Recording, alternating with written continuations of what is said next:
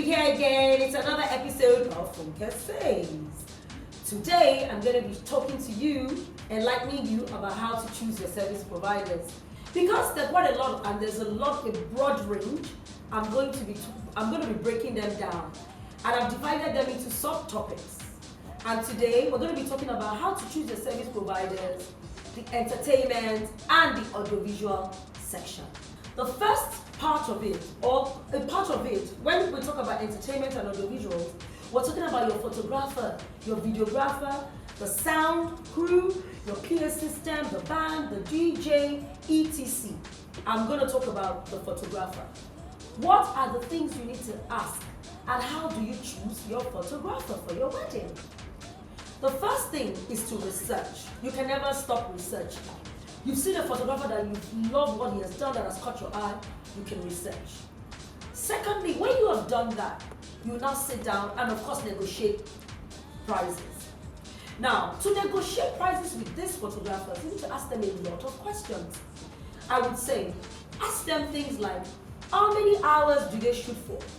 Is it from morning till evening? Are they going to be there with you in the morning when you're dressing up, you're getting your makeup done? Are they going to go to the groom's house?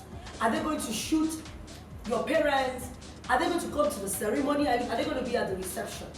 Will they be at the traditional engagement venue? It's very important. And then of course you need to know, when do they close? Are there photographers that will leave when they say that the cake has finished being cut? Or will they leave when they're even saying prayers? Or are they going to be there at the after party? It's very important that you actually ask these questions. Also, for your photographer, it's good to let him know special moments you want him to photograph. Now, imagine if the groom was kissing the bride and he missed it. It's very important that you let them understand that there are going to be special moments and you want them to capture it. Next, it's always good to also ask your photographer how many albums you'll be getting. Are you going to get 3 albums, 2 albums, 1 album, 4 CDs, 5 CDs? Is he going to put it on his blog? Is he going to put it on his website? It's good to ask questions like that. And then of course, one thing I always tell anybody is that go with your gut feeling. There are usually times that when you pick a vendor, it's because you love the vendor, you feel comfortable with the vendor, and that's one of the best ways to actually choose your service provider. The next service provider is your videographer. Now, the photographer captures still moments. The videographer captures live moments. Some people have videographers that are cinematography-like videographers.